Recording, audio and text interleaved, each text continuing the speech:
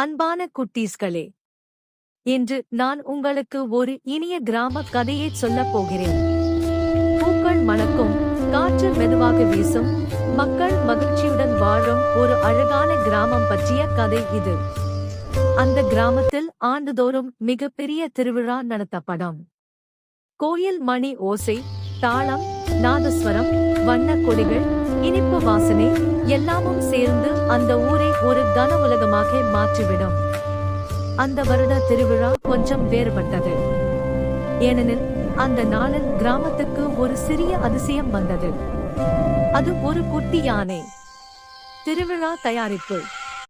திருவிழா நாளுக்கு முன்பே கிராமம் முழுவதும் பரபரப்பாக இருந்தது. வீடுகள் அனைத்தும் சுத்தமாக துடைக்கப்பட்டு முன்புறம் அழகான கோலங்கள் போடப்பட்டன. மரங்களில் வண்ண விளக்குகள் கட்டப்பட்டன. கோயிலில் மலர் அலங்காரம் செய்யப்பட்டு தீபங்கள் ஏற்றப்பட்டன. குழந்தைகள் மிகவும் மகிழ்ச்சியுடன் இருந்தார்கள். அவர்கள் புதிய உடை அணிந்து இனிப்பு சாப்பிட்டு விளையாட திட்டமிட்டனர். அந்த நேரத்தில் கிராமத்தின் எல்லையில் இருக்கும் சிறிய காட்டுப்பாதையில் மெதுவாக நடந்து கொண்டே ஒரு குட்டி யானை வந்தது. குட்டி யானையின் வரவு. அது மிகவும் சிறியது. அதன் கண்கள் பெரியதும் மென்மையானதும். அதன் தோல் சாம்பல் நிறத்தில் மெதுவாக ஒளிர்ந்தது. அது சற்று பயந்து இருந்தது போல தோன்றியது. அந்த குட்டி யானை தன் அம்மாவை தேடி தவித்துக் கொண்டிருந்தது.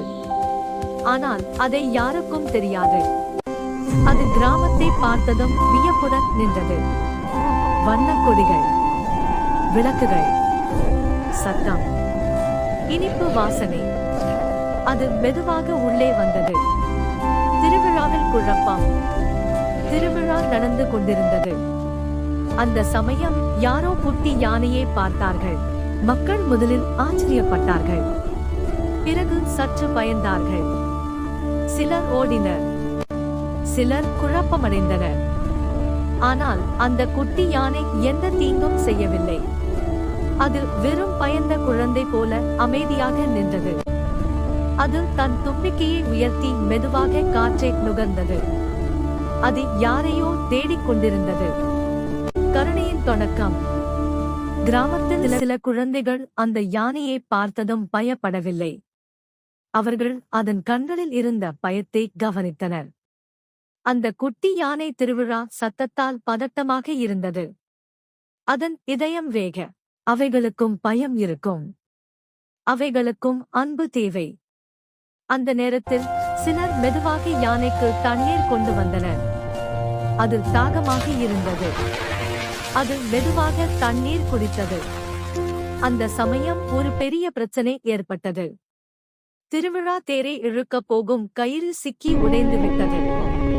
மக்கள் குழப்பமடைந்தனர். தேரை நகர்த்த முடியவில்லை. திருவிழா நிற்கப் போவது போல் தோன்றியது. அந்த நேரத்தில் குட்டி யானை தன் தும்பிக்கையால் கயிற்றை பிடித்து மெதுவாக இழுத்தது. அது மிகுந்த வலிமையுடன் இல்லை. ஆனால் அது மனதார முயற்சி செய்தது. மக்கள் அதை பார்த்து ஆச்சரியப்பட்டனர். யானை மெதுவாக தேரை நகர்த்த உதவியது. மக்கள் இணைந்து இழுத்தனர். திருவிழா மீண்டும் தொடங்கியது. அந்த தருணத்தில் மக்கள் புரிந்து கொண்டார்கள். இந்த குட்டி யானை பயமுறுத்த வந்ததல்ல. அது உதவ வந்தது. அது அன்பு தேடியது. மக்கள் அதன் மீது அன்பு காட்டினர். அதற்கு பழங்கள் கொடுத்தனர்.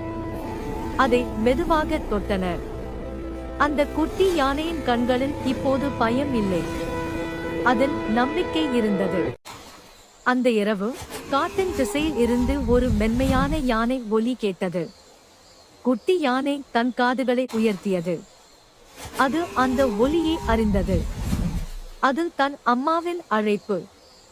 கிராம மக்கள் அதை காட்டு பாதை வரை அழைத்துச் சென்றனர். அவர்கள் அதை விடைபெற்றனர். குட்டி யானை ஒருமுறை திரும்பி பார்த்தது. அது நன்றி கூறும் பார்வை. பிறகு அது காட்டுக்குள் ஓடியது. அடுத்த நாள் கிராமம் மீண்டும் அமைதியாக இருந்தது. ஆனால் அந்த திருவிழா அனைவரின் மனதிலும் நினைவாக இருந்தது. அந்த நாளில் கிராம மக்கள் ஒரு பெரிய பாடம் கற்றுக்கொண்டனர். கருணை என்பது வலிமை. அன்பு என்பது மொழி இல்லாத பிணைப்பு. துணிவு என்பது பயம் இல்லாதது அல்ல. பயம் இருந்தாலும் நல்லதைச் செய்வதுதான். அந்த குட்டி யானை கிராமத்தை காப்பாற்றவில்லை மட்டும் அல்ல, அது அவர்களின் மனதையும் மென்மையாக்கியது. கருணையும் துணிவும் வாழ்க்கையை அழகாக்கும். விலங்குகளையும் இயற்கையையும் அன்புடன் காப்போம்.